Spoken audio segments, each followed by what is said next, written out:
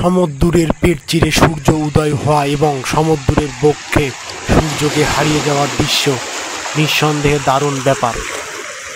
অপরূপ সৌন্দর্যের লীলাভূমি সাগরকন্যা কুয়াকাটা, যা দক্ষিণ এশিয়ার একমাত্র সমুদ্র সৈকত, যেখানে দাঁড়িয়ে আপনি সূর্যোদয় এবং সূর্যাস্ত একসঙ্গে অবলোকন করতে পারবেন।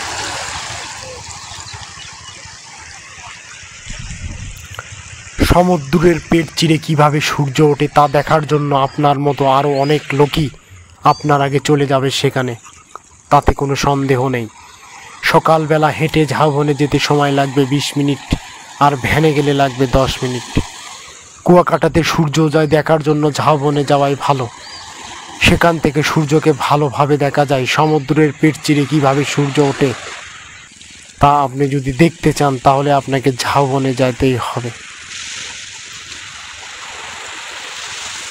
কারো কারো কাছে সূর্য উদয়ের চেয়ে সূর্যাস্তের দৃশ্যটা বেশি চমৎকার লাগে। সূর্যটা সমুদ্রে ডুবে যাওয়ার সময় রঙের পরিবর্তনটা আপনি স্পষ্ট দেখতে পাবেন।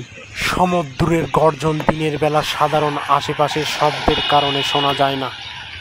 সমুদ্রের যে একটা ভয়ঙ্কর রূপ আছে তা বোঝা যায় রাতে। যদি রাতের সমুদ্রের গর্জন শুনতে চান তাহলে অবশ্যই আপনি যেতে পারেন সেখানে। নিরাপত্তাজনিত কোনো ভয় নেই, তবে সাবধানে থাকাই ভালো।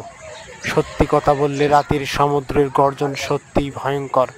সমুদ্রের কাছাকাছি কোনো হোটেল থাকলে গর্জন হোটেল থেকেও শোনা যেতে পারে।